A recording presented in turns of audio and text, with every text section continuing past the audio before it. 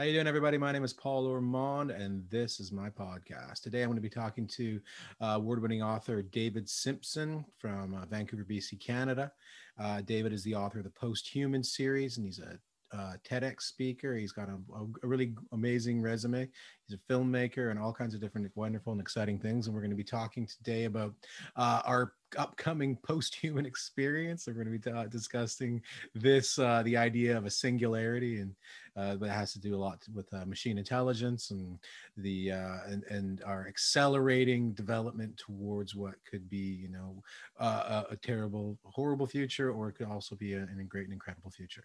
I'm not going to spend too much time talking about it because there's a lot of stuff that David and I talk to, and our conversation ends up going for about an hour, and then we really spend the multiverse, for lack of a better term. So I'm going to jump right over to it, and I hope you enjoy the conversation. All right, and we're live with David Simpson. How you doing, man? I'm doing great. Thanks for having me. Absolutely, it's a real. I'm really happy that you came on here too. It's a great pleasure. So, tell me a bit about what you're working on right now. I know you've got the what's the name of the book series again? The Post-Human Series. Mm-hmm. Yeah, the Post-Human series. It's sci-fi. That's the one that is. That's my most popular one. I've got 6 books in that series now, and it'll finish with 7. So that'll be the conclusion of that series. I've been doing that for a while. I think I started writing that, before it came out when I was still a grad student back in 2005. So it'll be the end of a long journey as far as the writing goes. But I'm planning on adapting them as movies eventually. Mm-hmm. I've also written another sci-fi book that was turned into a video game. It was called Dawn of the Singularity, and the video game's called Ashes of the Singularity. And I wrote one horror novel called The God Killers, and then currently I sort of did it backwards. I've made a movie. The movie's finished and has had its world premiere. It's a psychological thriller, but I'm adapting it, so it's sort of like, instead of based on a book, it's like the book will be based on the movie. That's sort of avant-garde there, isn't it, too? I mean, it's kind of like, but yeah, that's really interesting. So you've got a lot of work going on there. But let's jump into it. Let's go right away. So the big, you said it already. You already mentioned the word, the singularity. What is it, and why should we care? Oh God, we should definitely care. Yeah, we should. We should definitely care. Yeah. It's okay. So the technological singularity, just simply put, I think there's a little confusion, I guess, with some people with that term, but it just means that that technological progress, especially with information technology, is it's hit the knee of the curve, meaning it's just ramping up at this. It's always been exponential, but with exponential, when you move a couple of steps forward, it multiplies. So, 2 and then 4, well, it doesn't sound that much, but then 8 and then 16 and 32, 64, it just keeps going. And before you know it, the 30th step, you're at over 1 billion. And we're starting to see that with our, the incredible power of processors.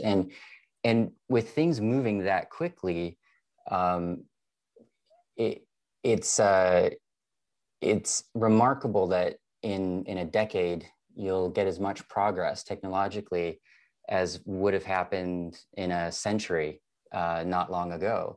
And when you think about the difference between, say, 1900 and 2000 was a big difference, and then to think that the difference between 2020 and 2030 could be about the same amount is wow. And we'll be able to handle that. As human beings, we'll be able to marvel at it, but it keeps accelerating. And the technological singularity is this point that we reach in the near future.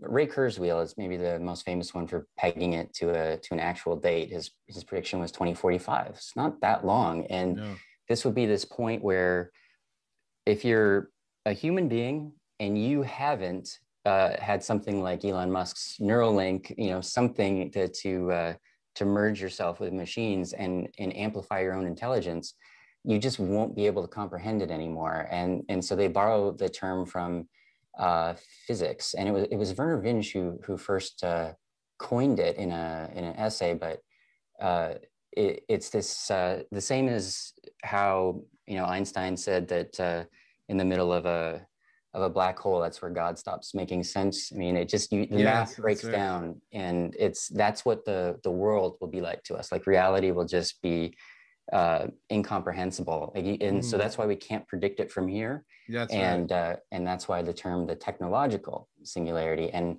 if it's coming in as soon as Kurzweil's predicting, we should care, because most of us hopefully will be around for it. Well, I think it's this one idea. I think it's kind of, I'm not sure if it's so replaced the apocalypse for me, in the sense that we've had that sort of, I think that we've grown up in this age where there has been this, I think maybe it's always been there, but I think, you know, especially for me, there was the 2012, and then there's like all this kind of stuff where the world's going to end, and now oh no, the singularity is coming. And I think it's something that maybe it is a psychological dependence driving towards that. Or I mean, I understand the idea of the numbers indicating that this is going to happen, but when you redefine it, like what's the singularity is, it's not an end point. It's not an end point at all. It's really this great beginning in a lot of ways too. We have no idea how to comprehend it, and it's more or less how we prepare for it. And we're ultimately the catalyst for that decision as well. It's such a good point that it's not. It is, and I'm really glad you bring up those other things, because it helps me understand the way I'm sure people that are new to the topic would have been thinking this idea that I remember it. You're reminding me of Y2K and all of those things. Yeah, it's always been there though, right? You know, it's the chicken. What is it? Chicken Little, and the sky is falling, right? So and it's that sort of an analogous thinking, and there definitely is a similarity where people go, well, they're always saying there's something, and I guess that's the difference, is that this one, I mean, it could be an ending if things went really wrong, but there isn't really a reason to peg the end of everything to that date. Something could happen that prevents us from even getting there with technology and an accident that happens, but or intentional. But I think that this if it's an ending, it's like the ending of our ability, our imaginations just can't get across that barrier. But as we get closer, we will be able to see across. And so it's sort of an ending we never really reach. And I'm not really worried whenever that it does happen. I'm not worried about people looking back and as though it was like Y2K or 2012. But and the reason I'm not is because they'll be, I mean, if they're going to be comprehending it, they must be augmented, and they must know there's a difference.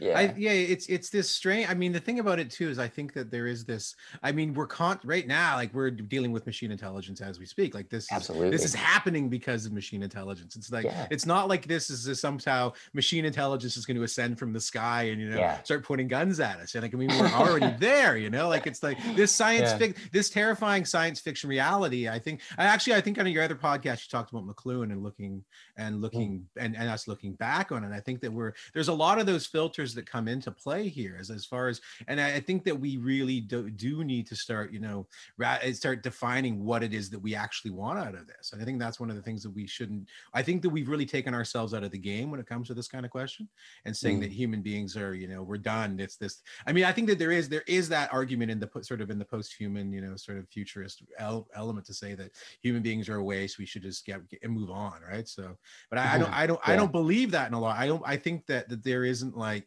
I mean, it's not so much that I don't believe it. It's just like I truly, you can see that we're absolutely a part of the game, and we are the ones determining this. We are the dreamers of the dreams here in that sense. Right? Absolutely. I 100% agree. I think that's something that at least with, I'm so excited about this, that my books are evidence of this, but then also just checking out on YouTube some of the channels that have done so well. There's a real hunger for people who aren't not necessarily that they're hiding from this reality, because it's not. It's just they want to be able to explore it and not think, well, it's the end of the world, and that's it, and then close their minds. Like they're very interested in, well, it could be. I mean, we should be aware it's going to get dangerous because the stakes will keep going up. But at the same time, the promise of it, the potential of it is so incredible. And at the core of it is us. So even if we're augmenting some abilities, it doesn't necessarily mean you're not human anymore. And in my series, in the Post-Human series, originally that term post-human is being used almost like derogatory to these people who have augmented, and but eventually they just sort of adopt it and they don't mind it. It really just means no longer where we are right now, pre just upgrades. I mean, they're very human for sure characters, and they're not so advanced that the readers can't understand them or anything. They just have they are really smart, but being more intelligent doesn't make you more inhuman. It doesn't make you more cold. I argue in one of the books actually that it should, if it's done properly, make people more caring and more empathetic and more kind. I mean, goodness should really increase because, in my opinion, selfishness is kind of stupid. Absolutely, right. Well, it comes from that, and I think that really leads right into where I wanted to go next, and is talking about. I think when we're going to talk about the idea of super intelligence, machine intelligence, as this, I mean, as an item of desire by these nations and the nations that win and so what you're going to see is that it will come down to a scarcity principle that is going to determine how this plays out in a lot of ways, right? I mean, if you're going to have these people hoarding intelligence and doing all this kind of stuff, it's only going to, I'm not saying that there's going to be another Cold War kind of thing. I really don't even know. No one can really say, but we can say that there is this sort of neo-capitalist element and, maybe a neo-nation state coming out of this too, where we're going to see there's going to be, I mean, that they got the biggest players in the game. The guys, I mean, the guys with all the money anyways, they've got their stake in it already. They're already there. They're already, I mean, they've read the books, they've read all the stuff. So that they know that that's coming. So who we don't even know the factors are. I mean, look, what just happened on the East Coast right now with the hackers on the pipeline, right? It's like we're not even really sure what we're dealing with or who's doing what where. I mean, there could be, I mean, for all intents and purposes, there could be somebody sitting on a boat in the Atlantic right now building something that we have no idea about, right? Like, I mean, I'm here, obviously my science fiction writer brain is going off, but I'm saying that we can't predict any of those kinds of possibilities. But you can definitely see that there will, according to what we know about humans, is that we're going to hoard that intelligence in some way or another, right? So but yeah, before we've augmented, we may make bad decisions, and that's the sort of unfortunate thing is that I know we'll touch on Bostrom a little bit later, but he put it, I'm paraphrasing, I can't remember exactly how he put it, but the human beings were, we think of ourselves as really smart, but he was saying we could also look at it as we're the stupidest species that's just smart enough to create an intelligence smarter than them. That's right. That's right. Making it. Yeah. And that means that we're pretty flawed. And I used to tell my students way back when I was teaching at UBC that when you're writing an essay, I'd say there's 1,000 ways to get an A and 1,000,000 ways to fail. And that's right. That's right. And I think it's like that with this. There's a lot of different ways I love the sci-fi brain, by the way. I do the same thing. It's good to know I'm not the only one who does that. The explosion. Yeah, that's right. It's like, wait a minute, you can go in 1 billion different ways. There's 1,000,000 ways we could go with this one, right? So there's so many. And we're actually really lucky too. There's a Ray Bradbury quote I love about science fiction. It's a defense of science fiction, but he said it's the most important fiction, and I actually agree with that. I'm sure you probably do too.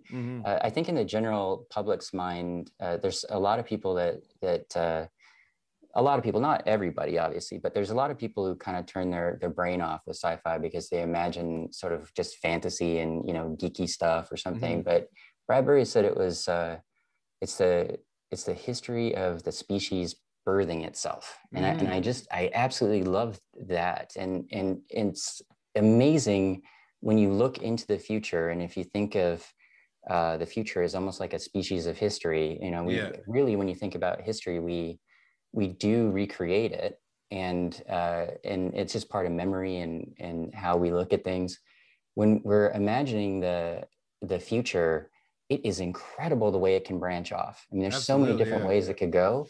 And so for anyone who just says it's people who are worried about superhuman AI are stupid, it's overblown, well, that's a silly thing to say. And anyone who says, well, no, it's definitely going to kill us, I mean, that's also silly. We really don't know. There's just no way. But it seems like it's better to be aware of some of the danger areas so you at least don't go too far down that road. Absolutely, right? Yeah. And I think that what, you know, the craziest thing about this thing is that we will witness that choice being made. Like, I mean, that ultimate decision is going to, I mean, it's like, it's not me. Will it happen in our lifetimes? I mean, I don't know. Like you said, we could all get nuked in a second. We don't know. I mean, but the thing is that we will witness this, you know, great leaping point at some point if these guys are right. And the thing is, it's not like they have to even be accurate, because it's like all of the math kind of indicates that we're superhuman intelligence, or I mean, even just human level intelligence will most likely be achieved in our lifetime. I mean, well, I mean, so we're within this century anyways, right? So, I mean, there's all kinds, I mean, obviously there's kinds of different impediments that will come along there, but it will. And I think one thing that I've taken away from all the stuff I've taken is that it will be the single most significant event in human history, or recorded human history, right? So absolutely. Yeah, I agree. It's, I mean, it's, if it turns out, and there's people who've looked at it in different ways. I mean, you know, the Fermi Paradox, the whole concept of, you know, why, if we haven't, not to get into, I don't even want to call them conspiracy theories, because I don't really know, but are we alone? That question of, are we the most intelligent, at least according to the way that human beings look at intelligence, are we the most intelligent species in the universe, or at least in the observable universe, or our quadrant of the universe, or this planet maybe too, right? So yeah, it's true. It's absolutely true. But if we are, you know, then this is it's the most important thing in the history of intelligence. And maybe, if you consider, and I do, intelligence to be the most powerful thing in the universe, the most powerful force, then I'd say it's the biggest thing since the Big Bang. And absolutely, it gets that big. Yeah. Well, I think that leads to the whole idea too. There's this, the further thing is, the further you dive into the super intelligence, and even just like machine intelligence, it always leads back to the simulation.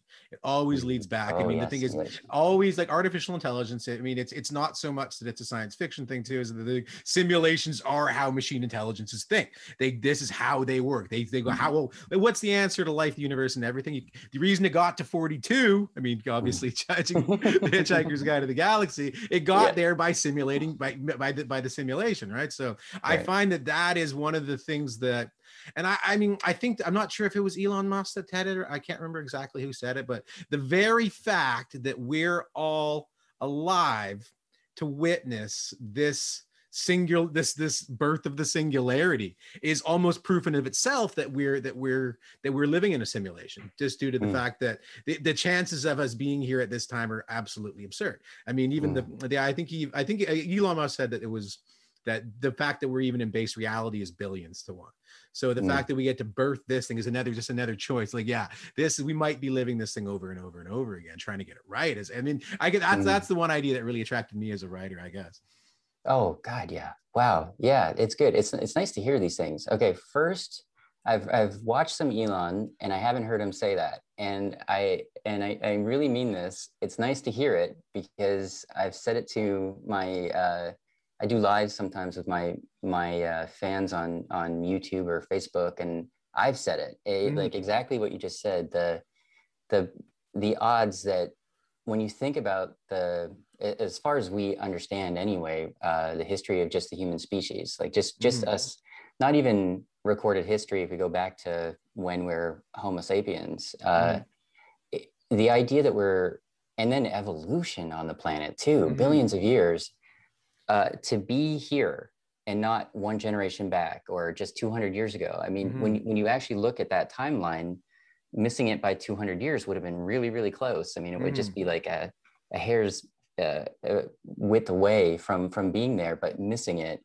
But yet here we are. And absolutely, it's pretty, I mean, what are those chances? So just even like you're saying, just even existing is billions to one, but to be there at that moment, if that's actually what's going to happen, it does suggest ancestor simulation, as Bostrom would say. Yeah, and so that's right. Ancestor simulation was one of the things. And I mean, there's so much compelling evidence I mean, not even just saying that, oh, like I found some missing holograms over here in my closet. It's like, wait a minute, this just leads to the jungle. Like it does. I mean, I think it's like, yeah, it's impossible. It's almost silly just to sit there and wonder if it's true or not, because it's like, there's no point in trying to wonder. We're not going to start breaking down photons to find out if they've been recycled or produced by a machine, right? But I think I just find it very compelling that we're looking at it right now. And I mean, it's like I said, I don't look at it as this doom clock kind of thing either.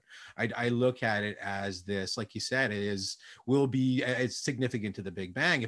If we're the ones that, I mean, if superhuman intelligence, I mean, and I think it's really important to define where that comes from and what that actually means when we're talking about like full developments happening within minutes. You know what I mean? We're talking about where the course, I mean, what took evolution billions of years could happen in a matter of minutes is something that we can't even comprehend. And it's like what the end game of that kind of a situation is. I think that, like you said before, is why science fiction is so important, where speculative fiction is so important as well, is because this gives us a chance to even like think about it. Like we know, or even have a chance to go and like, let's go and explore what we could be doing here with this.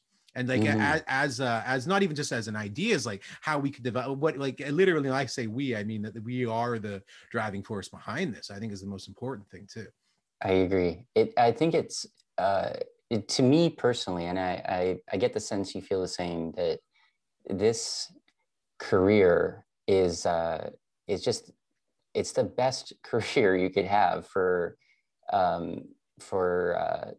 your own development, I think, because we get to do something that other people don't have the luxury to do, and it's actually our job. I mean, we have to do it, which is amazing. Recently, just in the last year during the pandemic, the UN reached out, and now I advise them about the future, and it was because I probably shouldn't like drop names and things, but a particular industrialist figured out, he works in aerospace, and he figured out that science fiction authors, we should ask them, because they, as we think about improving the world or creating the world, or, how things in the world work, if you're going to create a fictional world, you have to think about all of these different things and research how everything works together, which doesn't mean that we're any more right than anyone else. It's just that we get to spend more time doing it. And the more time you spend doing it, the more connections you see. It's really refreshing to talk to you and see how let's say plausible and possible these things you're talking about with the simulation are. Most people just don't have enough time to really, and then, they might dabble in it, but it sort of blows their mind. It takes a little while to let it settle with you and realize, yeah, wow. Well, even so, more than anything, you just realize how simulated your life is now too. Even just like a lot of it, you can say, you can look back and say, there's my life on my Instagram. And that, I mean, it's not a simulation in of itself, but it's a representation of you digitally. I mean, this is where people are existing more and more. And like, I mean, even just like this facsimile of me that's being projected across there, that's all existing. It's not so much simulated reality, but you can see that these things are headed in that direction. And the crazy thing too, I find, is how much how much of this is playing I mean, this is just my thinking, but how much artificial intelligence and is driven into game technology, and Yeah. how much they're doing. And I think you can, like, this is, as if I were to say it, I would say you can see the birth of that. I mean, it's like they've been saying it for a long time, but they're getting to the point now where it's going to start looking like reality, and you're going to be further and further into it, and it's only going to be a matter of time before these headphones and that controller is replaced with that thing. I mean, if Mr. Musk already has it, as he can get, what is it, the chimpanzee, the monkey playing ping Mm-hmm. pong with its Yep. brain, like, that's like, it's not like we're not drawing from something that's that far off, right? So I think that it's like, yeah, I think that's, we're sitting here on the cusp of where we're going to be seeing that right now in our lives. Absolutely. I agree. The my latest video just went up like an hour before we started talking, but it was that one specifically looked at superhuman AI and the race for it. Mm. And I agree that and I was able to look at back at the Imitation Game with that. Alan Turing is the main character there, and he's asked if a machine can think. And I remember reading, my first exposure to that was in university, and actually reading Turing, reading his papers, and I love that. I don't know who was the screenwriter, but I love that they picked that out as an important moment, that it's not so much whether or not a machine is going to be exactly like a person. It doesn't necessarily have to be made of the same organic molecules as a human brain. You can build an AI with pretty much anything that will do the proper functions and think. And one way to look at it is, if you have an alien, if you can imagine an alien coming from another planet, it looks completely different. It's this weird amorphous blob. If somebody pokes us with a pin, we have a nervous system, and the nervous system will send signals to our brain and make us go, ow.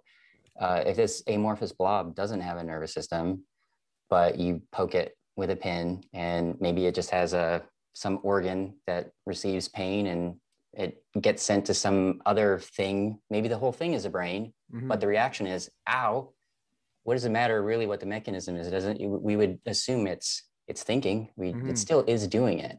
And so there's no reason to think that a machine can't be built that will think. And Absolutely, and in fact, they kind of already are. I mean, there isn't as far as we know, as far as I guess you and I and the public know, and it's probably because if it did exist, it would. I don't think it'd be a secret for very long.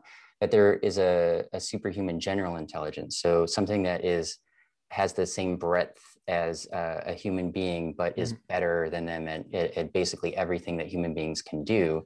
But there's definitely narrow absolutely, yeah. programs that are artificial intelligence that really smoke us in a lot of different things, like chess. Yeah, that's right. Well, that's the most famous example. There's a ton of them too. Like, I don't know, coding probably would be another thing that they can crush us at, right? So, which there are. I mean, most they're saying like coding is just gonna be done by the machines, anyways. And I guess if you're going back into the simulation theory thing too, is it like, where does it become where they're not able to program these thinking and and I guess an NPC in a game, and where is it now that is no longer just some sort of program that recites a script, and now where is it actually thinking? We can't even determine where that exists anymore. We can't say that this is something that is that's just some sort of a program that runs, and at some point it will have to be starting to make those decisions on its own. And at what point does it become sentient, right? I mean, it's like it's an incredible question, because I think it has a lot to do with our own consciousness and how we exist in our environment. If it's, I mean, in so many ways we can look at and see that how much our consciousness is influencing this. I mean, it's in a lot of ways. Like when they start talking about, the neurological breakthroughs that they're having and understanding how our brains actually work and how much we are actually constructing reality. Well, I mean, obviously there's an argument that goes the other way on that end too, but I find it like, wait a minute, where exactly does the programming end? And where does the reality begin? I think is a really crazy question to start asking ourselves, right? So. Yeah, I agree. And I've thought about that too with the NPCs. And Mm. there's I think, yeah, book 4 in my series won an award for metaphysical fiction, but it was because I dealt with simulation theory a lot in that one. And the yeah the if you our thinking, we as far as we know, is achieved through patterns. Mm. And so with us, it's matter, it's physical, it's carbon, but you can simulate that. I mean, Mm-hmm. everything that our brain is doing can be simulated. Mm-hmm. And with in the physical world, by whatever means that is, whether it's just a giant mainframe or quantum processors in the future, or even something even more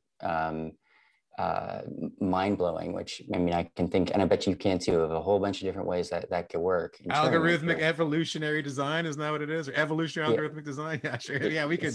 it go It's on and on. yeah, Yeah. yeah. Yeah, for sure. And so there's so many different ways that it could happen. There's no reason to think that if you have a simulation that is indistinguishable from reality, and it's just the physical world, say that we reach that point, but the characters within the world need to be by whatever way we're plugged into it, and we know we're Mm-hmm. there, and we know everyone in there is real somewhere. There's a physical manifestation, but there's no reason that technology should just stop there, and we Mm-hmm. won't reach a point where, as you're saying, those NPCs, when's that point where it's like, it's not an NPC anymore? Mm-hmm. This isn't just entertaining as part of the game. Like, they don't just look real.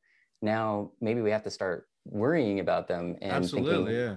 yeah, they've got to have rights. We can't do different things. We can't abuse them. Mm-hmm. And that actually makes up a lot of the plot of that book, Human Plus. I mean, that's essentially what that one comes down to, or at least that's a big part of it.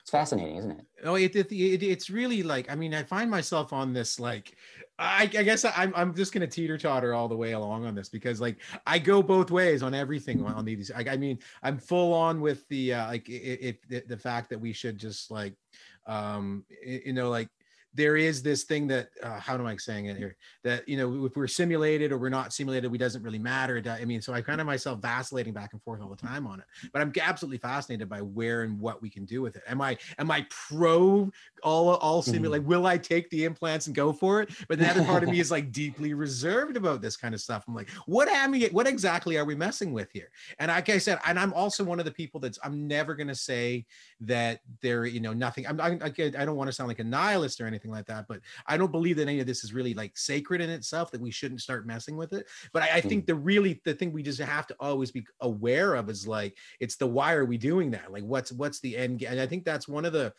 things that's really, I feel, has really sort of taken over, in the sense, as you're saying, it's like you're talking about this rapidly accelerating, evolution of technology, and we're kind of caught up in the fact that, okay, yeah, then we can do that. And you see, but right now when we're looking at it, you see that the end result, the best thing that we can come up with, that you can do in this life. I mean, I'm not saying that this is just my opinion. It seems to me that the general consensus is the best thing you can do is be a billionaire. You know what I mean? Like that's it. You've reached the peak of the pyramid. Now you can go buy the biggest yacht ever. What is the one that Jeff Bezos just bought, the yacht with that needed the yacht to go with it so he can land his helicopter on it? Like, you made it. You know what I mean? Like that. So it's kind of like, I find it's like we're asking those kinds of questions, and we should be going, wait a minute, what exactly? I mean, this is the thing. When they started talking about it too, they started talking about, like this fourth industrial revolution, and people will have to stop working. You know what I mean? Yeah. And the reality is the complete opposite. And what I think it comes down to what Nice. we're prioritizing. You know what I Yeah. mean? And like, I read this thing a little while ago when they talk about the Ivy League. And this is I'm not slamming Harvard or anything, but what happens to these, they take the best and the brightest of their generation, Yeah. and they slot them into these places, and they tell them right away, oh, you'll never make any money doing that. You should go into finance. And then they're on their way, right? And here we go. And now we're applying, algorithmic, all this brilliant thinking, and how we can make more money.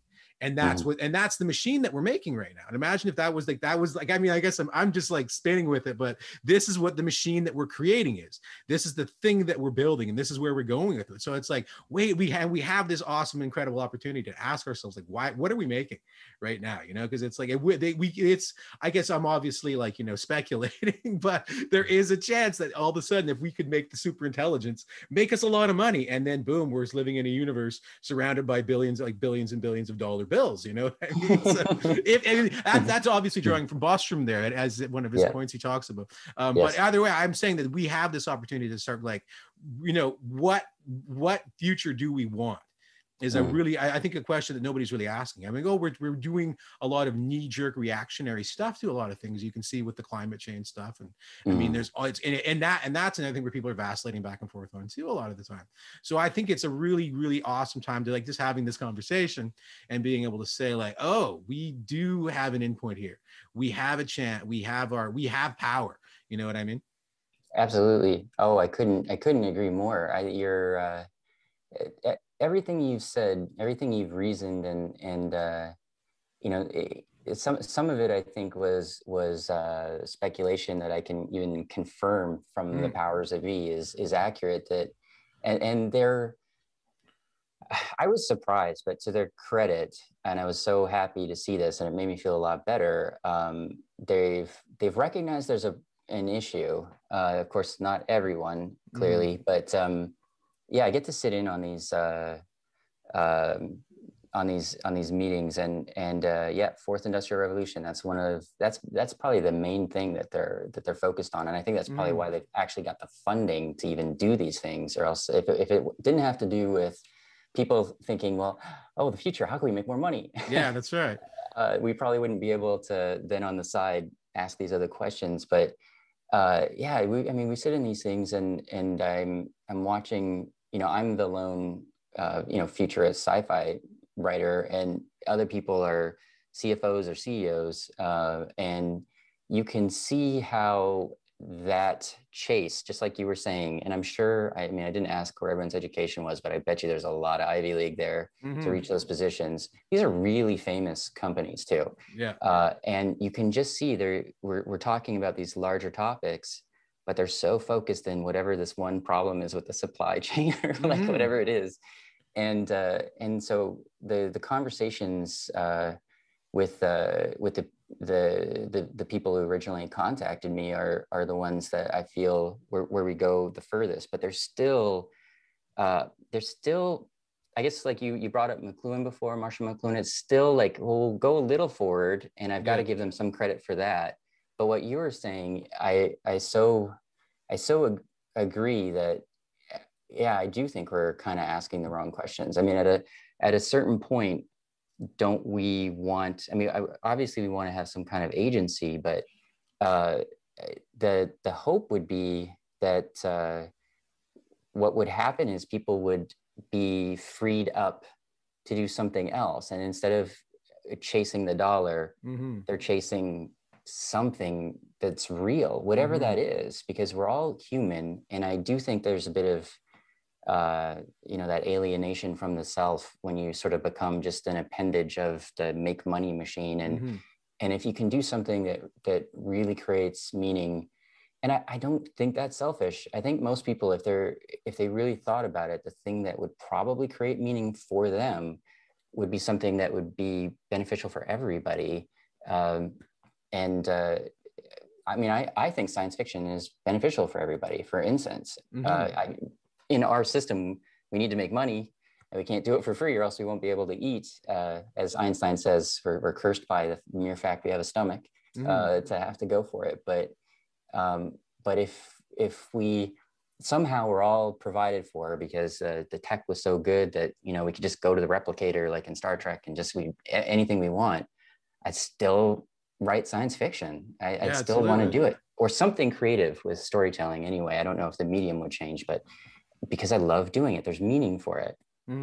I think that's the thing, is like you see a lot of people now would rather, like, there is that whole thing where you're seeing that people have come into the position where they don't, where if you realize that it's not all about that now. I mean, you can have like most, you can look at, I mean, you can literally look at, go walk into the supermarket now and see those tabloids and look at all of those people who we all look at as like, I mean, literally the pantheon of gods that we used to have, the, you know, the Greeks and all that has now been replaced. Now we've got Will and what is it? Will and Kate and all that stuff that are filling that up for us. But they're train wrecks, every single one of them. I mean, like I'm not saying that they all are, but you can see that their lives are just, you need billions. I mean, you look, the Gates just got divorced, Bezos got, I mean, so it's like, I feel that particular that particular path is not as fulfilling as it seems. And it takes a lot of your time, right? Mm-hmm. And like they're taking so much time and focus on solving these little things that in the end, like you said, the goal is just, you know, more money and keeping the machine oiled in a way instead of whatever. You need the time to be able to think about the other things. Exactly. And that's the thing, is that we're sitting here, we're all in that survivor mindset, no matter what. Like even like you got billions and you're still trying to get more. That means your mind is, you're literally like, the studies have been done that show that when you're in that state, you don't have the power to even, you know, articulate anything else, because you're worried about survival. And when you get to that high stakes game where these, again, I keep going back to those Billionaire Boys Club, but because they're in the news every single day. So who else do I have to talk about? You know, I mean, they've become those living, breathing gods. I think you compared Elon Musk to Iron Man, I think, right? It was, I'm not disagreeing with that in any way, but they're filling that slot there and they're driving that conversation forward. So when you got a 10-year-old kid that looks at it, like my son was talking before about the most powerful guy in the world is Mr. Beast. And at first I thought he was talking about Mr. Bezos, but he's talking about the guy on YouTube that has the most YouTube subscribers, right? And so his mindset is already going in that direction, right? When we're looking at it like, oh, okay, so that's the pursuit that we're after. We're setting ourselves up for those kinds of things. I just find it a really interesting question when we start looking at it and saying, well, we are in a position where we can kind of start defining our reality, and which is like immensely empowering. And that we don't, and you really, I mean, we're obviously talking it from a position where we're literally the top, 1% of the planet, and we should, being who we are and living where we are, we should be being recognizing that fact. But at the same time, we do have this immense power to sort of determine what reality is. And I think that we're coming to the high watermark on that sort of money-making kind of, feedback loop, I think, right? So. Wow, it's amazing, isn't it? I don't know if you saw a politician tweeted at Elon about how much money he'd made during the pandemic. I think at one point his worth was well north of, I think he's close to Bezos now. And they briefly passed him over 100 billion. And Elon replied, I'm obtaining resources to help the human species become multiplanetary. And it's like, yeah, for sure. I mean, it's a good thing that it's happening, and I understand where he's coming from in that sense. And those are the rules of that game, to give him the power to do something that he thinks is good. But holy moly, the money. It is just crazy how much it is. And it's just mind boggling. I mean, are you really going to be able, I'd be so impressed if he somehow spends it all, even if it is even if that is the aim. And you wonder how much of it is he's convinced himself he needs that much. Not that I'm arguing he should give away all of it. I'm really glad that he's doing that. And it does sort of break through a lot of red tape if you've got someone who can move forward that way. But you do wonder, is he sort of trapped in that kind of thinking? And as you say, the Billionaire Boys Club has become so elite. In Dawn of the Singularity, I was asked by because the way that worked was I was contacted by a video game company that wanted to make a video game about the singularity. And they asked me, because by then I'd had a few of the Post-Human books out, they asked me to write my vision of it and make it as realistic as I could, but without, putting real people in. And so I thought about it, and I thought, well, if we're going to do it without some sort of calamity happening first, like in Post-Human, there's something else happens to get it all started. But in this new series that they wanted, so they could base this video game around it, I had to start with the billionaire tech people. I mean, that's what it was. They were all CEO tech. and they're loosely based on Elon and, you know, Steve Jobs and Larry Page and Sergey Brin from Google, and you know, they are the ones making the decisions, because they're the ones that got the resources to be the first to cross that barrier, the superhuman AI. And it does seem it'll either be those giant tech companies. There's a few American ones, a few Chinese ones that have a shot, but the other one would be nation state is more likely, unless there's a breakthrough that someone like you were saying, someone off on a ship or something, some kind of breakthrough, an insight that they have, and it turned out you just needed this insight and no one else had it.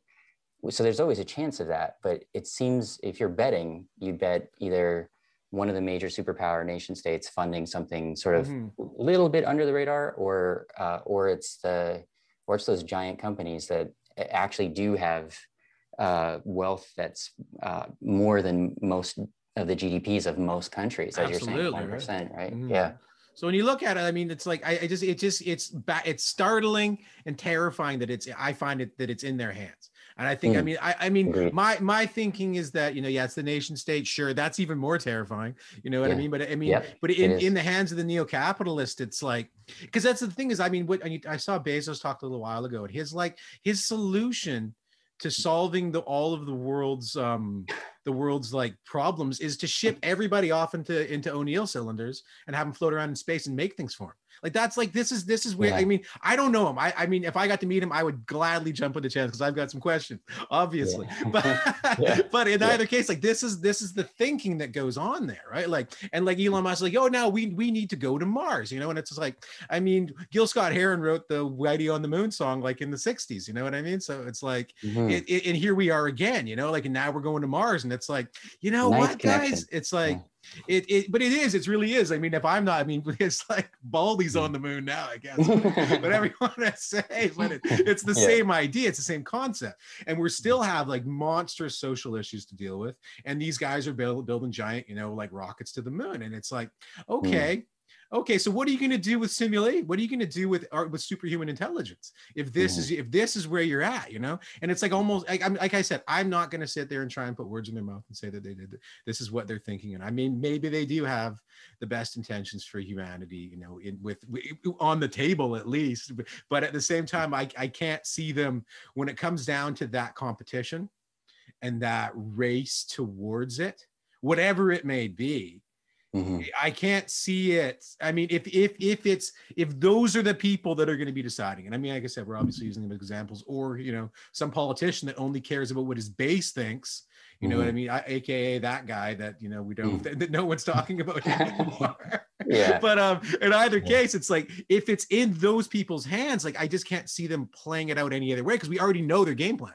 They've already told us what they want to do, and you know exactly what they're going to do with artificial intelligence, and they'll make that, you know, hedged garden that they want us all to be in, you know, like it's like so I can, like I said, I find it, and I don't know if I have a solution to that. I wish I could say that we should all be, I mean, there is that, I you know, we've had these ideas and these dreams of some sort of, you know, unified, I guess in every science fiction book, they always show that, you know, the Earth is this one sort of unit of, you know, the Federation, and we're all in it together, right? Like, it's like obviously not going to be the case. So I find it's this great and incredible question, and it's within with the fact that it's within our lifetime, I think is the most striking thing, and I just feel that we're woefully unprepared for it. Oh yeah, I agree. I feel that way. I have moments. I don't know. I mean, I don't want to.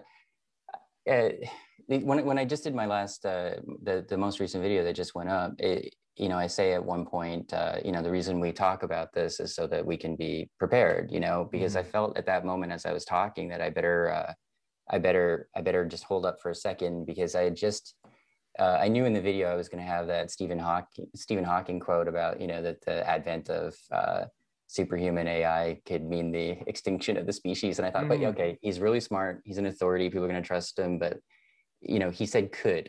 Yeah, that's right. That's right. It's not for sure. And we talk about this. The answer isn't for us all to stick our heads in the sand. You know, we have to talk about it.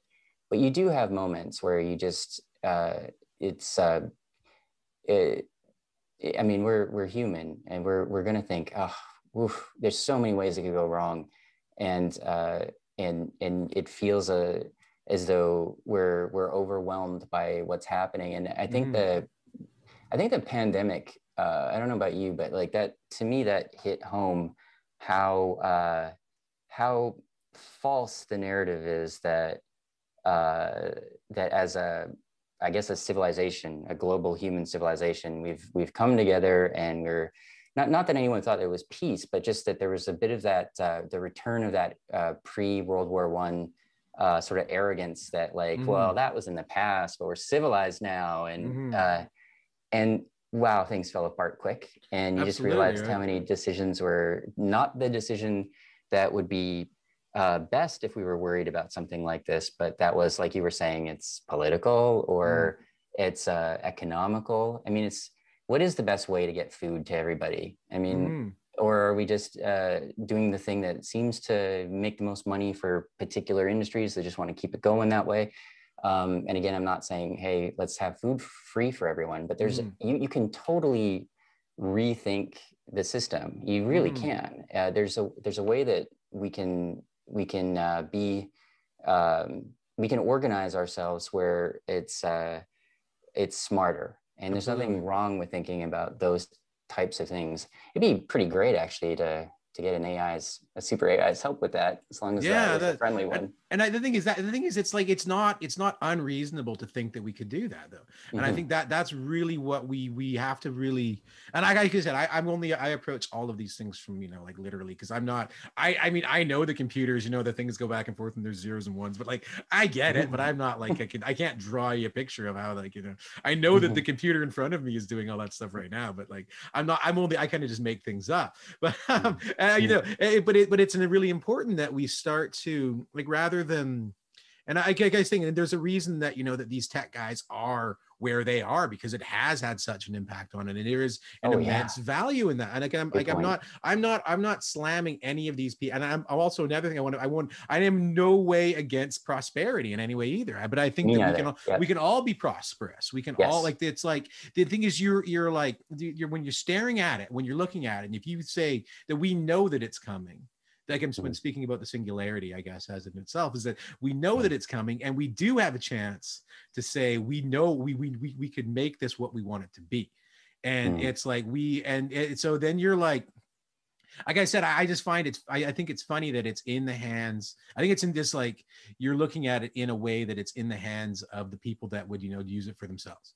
And it's like, okay. And there might be that kind of, they have that war room mentality. Well, if we do this, then we're going to do that. And this is what's the best worst case scenario of this situation. Okay, well, 2 billion people will die. Okay, well, 10 billion. Okay, well, 5 billion is not that bad, but that sucks for the others. They have those two, you know what I mean? It's like, so, I mean, I'm not saying that that's going to happen. I'm just saying that those are the hypotheticals that could be in the room when you have those 6 guys, whoever they may be, making that final decision on where, like, you're talking about with that kind of implementation of a super intelligence on a global platform, that's where it's going to happen. It's going to happen in one room. And there's going to be one guy, because if the singularity does come there, I mean, I love I mean, just from a science fiction perspective, I love the idea of AIs going to war with each other. I think that's I mean, I like it as a video game. I don't know if I want to live in the world where that's happening, right? But they're also saying that it would probably happen in a matter of minutes too. So it's like, it could, the hard takeoff scenario. It's so easy to paint a hard takeoff scenario. The video game Dawn of the Singularity. So I wrote the book, so the characters and everything, those are characters I created, but the premise that they came to me with originally was that the type of game they were going to build was a strategy game. And what they knew at the end was they wanted post-humans versus an AI. So I think you can, I think you can play from, because as far as actually making the game, I wasn't involved, but I think you can play from the perspective of the AI, but you can also play as basically the post-humans have all linked together, and so they're like a giant hive brain too.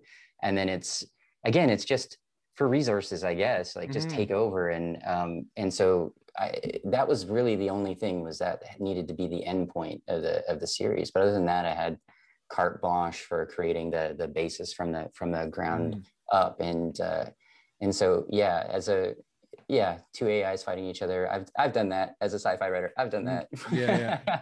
It's interesting. The likelihood, as you probably from reading Bostrom know, is, I mean, it'd be unlikely. It's really fun to kind of try to write a scenario where there's a worthy attempt to check an AI as it's taking off. But that's the whole point of, again, my latest video. I sound like I'm trying to get everyone to watch it, but it's it just happens that I was talking about this on that one. And in that particular one, I was talking about game theory and Nash equilibrium, and this that idea of the pressure to be first and Bostrom talks about it, the dominant strategic advantage, because if you reach it, as you were saying, minutes, like if you win and another program, like let's say, for instance, the Moderna and Pfizer, I think were like 2 days separated from each other, right? Basically the same technology, starting line was about the same, but one got there just a little faster. Now, if that was the way it happened for some reason, if there was some kind of breakthrough and these companies were just going for it, or nation states were going for it, and the separation was 2 days, well, the second place would never have a chance. With those vaccines, they're just the same. But with if you've got something that can improve itself, it's smarter than any human alive already. But now, it's living in the time frame is different. Like we're biochemical, but this thing would be we are electric in that way because of it. But it would be living in electric speeds, and its mind would work so much faster that it would, gosh, like 100 years maybe go by in those 2 days, and the advancements that it would have would be the other AI would be nothing compared to it. So the race, the pressure for that. Yeah, that's right. I think that it's going to be that's really like the thing is what we're going to be looking at, and it's going to be decided outside of like the majority, like literally like all of humanity will have no stake in that conversation, because it's such an elevated thing where it's this like we let these. It's not so much that we let them. I mean, at the same time, it's like I said, I look at most of these guys. I mean, I'm not diminishing anyone for their accomplishments, but I mean, Jeff Bezos made a website that sells books on the internet. And like that, and cool, good idea. You know what I mean? But it's not like he's some ultimate super genius. I mean, what these guys all did is they surround themselves by the smartest people they can because they can afford it. You know what I mean? And all of a sudden you have these things where you have these great confluence of ideas. And all of a sudden, Amazon is this sort of, has, satellites orbiting the earth storing data, right? So it's like, okay, I get that. And I think it's wonderful and incredible achievements, but I think that we're looking at it from, I think that, this is that moment where we have to choose. Do we want to live a life with no work and have a great time? Or do we want to be like decimated and, be trapped in whatever, sort of particular hellscape that, could be created from that. So I want to have a stake in that game. You know what I mean? So, I don't think that I think it's really a good thing too, to not give your instinct not to give too much credit is, I think, dead on too. I've learned that lesson so many times, and a very quick but so important example is Facebook. I mean, there was a bit of a mythos, I guess, because these tech people were all kind of coming up at the same time, that, and I think the movie might have contributed this to a bit, that Mark Zuckerberg was just so brilliant, but a lot of it was that. MySpace used Flash, and the iPhone came along, and so he just happened to have a social network that could work with mobile, and so he took off. And then it was whatever business people came in around him, but I'm sure he was involved too. They just started to work at getting rid of competition more so than anything else, and so he's left standing and left with also, I think, close to $100 billion. And then Elon says he's talked to Mark Zuckerberg about AI, because I think Zuckerberg said that people who are warning about it are being irresponsible, and he said I talked to him and his understanding is limited. Absolutely. And then when you see the way that, I mean, we were just talking about this before, that there already is super intelligence, and you can look at Facebook, the creation of it, as, I mean, it's tons of different algorithms, and even that is something he's not really able to fully control, like what it does, the impact it has on the culture. And it's very sobering with it. You think, yeah, you're right. Like I wouldn't trust it necessarily with any one guy. I agree with you. Or a small group of these guys. I wouldn't either. I fully agree with you. We should get a girl in there too, I think. Yeah, exactly, right? Well, that's the thing is, it's like Yeah. you're looking at like all of this kind of stuff, and it's like there is like, I mean, it's just kind of like I find it going because I know it's like the further down we go, it's just getting, it's like it's not so much that, it's just that you see all that there is that great concentration of all this kind of stuff, and it's only going towards that. Like these guys, I mean, like literally, I keep referring to them, but they're the guys that are calling the shots right now. You know what I mean? And it's like they're they're in the room and they're making that thing. And like, I mean, yeah, Mark Zuckerberg is not a genius. I mean, he's good, and yeah, sure. I mean, smart people get into Harvard. I'm not saying that he's like, I don't even know him at all. I don't literally, I mean, but at the same time, he is not the guy that should be calling the shots on this, you know, like it shouldn't be just one guy. Like, I mean, literally, like we're talking about, this is our world, you know, like, and it's like, I mean, you could be in a position where yes, artificial intelligence, super intelligence could solve these problems that we're dealing with, that we can't make decisions on our own. We're so crippled by our own politics that we probably do need something to come along and act as an intermediary. I mean, I guess as like a guiding influence to say like, look, you need to stop doing this. I mean, you see humans are doing stuff. I mean, we're not, I honestly, I do not believe that humans are inherently bad. I don't believe that at all. And I think you're a fool to think that way, because I think that, but people are ultimately opportunistic, and like that we take what we get, because, you know, we're still cavemen. We're still that guy wandering the plains. And I mean, yeah, what is it? 10,000 years in that, when you talk about that scale of, you know, acceleration, it's we're in that scale of development, you know, those literally going from being, you know, hunter-gatherers to, you know, to farmers, that would took how many couple of, in that kind of time, and that evolution that happened. So we're still there. We're still the same guys wandering the plains. We went all the way through that. And then 10,000 years later, and we're sitting here going, okay, let's make super intelligence that can destroy the universe. It's like, and we're dealing with that on a scarcity, because we're like, we need more of this, right? So I find it's like we have this, but yeah, we have a great opportunity right now too. So yeah, there's so many pressures that it's almost like a volcano, I guess, when you think about it. The pressures with the system that we've created, we think about it through history. And I love that you attached evolution as well, and then the economic pressure, and then when you said let's get some girls in there, I mean, even that, like the idea that that it's all guys is not a coincidence. Like that's all part of the history too, and this is a flaw. I mean, obviously, right? If we're making those big decisions, we need not just men making it, and not just American or Chinese men making it. You know, CEO or military or whatever it is, government official. It's and also the idea that because they're in the position to make the decision, almost for sure guarantees a hyper competitiveness, and that often requires a bit of narrow-mindedness too. Absolutely, right.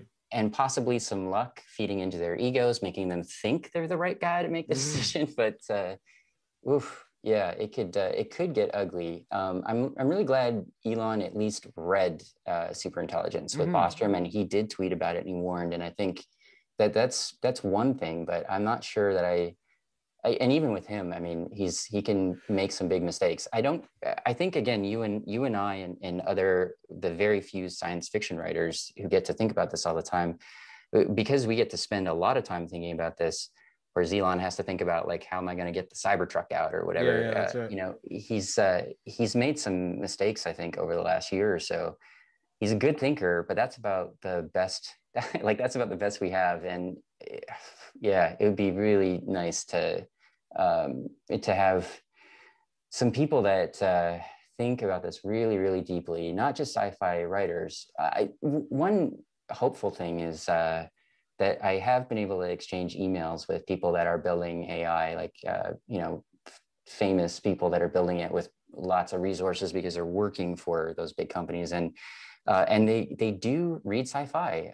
I mean, obviously, or else we wouldn't have been talking. I mean, that's why they've spoken to me, and they do get influenced by us. And it's another little thing about the meaning, you know, that's why I did it. Like I started writing my Post-Human series way back in 2005, and I didn't even know I was going to be a sci-fi writer at that point. I liked sci-fi movies. This wasn't a lifelong thing. I've wanted to be a writer since I was, I think, 6, but so that was lifelong.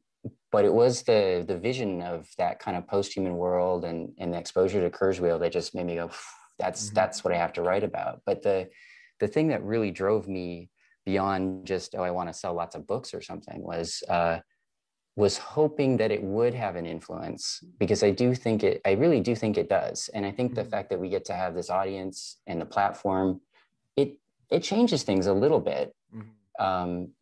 Hopefully it helps them be a little wiser. Absolutely. And I think that is a fantastic place to end there, David. I think that was a really great talk. And I think that we gotta, well, they only have to ask. Did you get Elon's email? Because we could send him the link to this one, because we solved all the problems, didn't we? Yeah. We should send a link to a few people.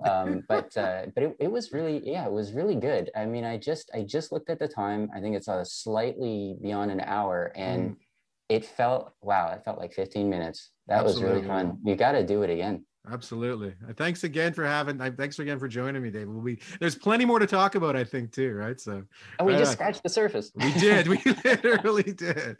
Okay. Thanks again, David. You got it.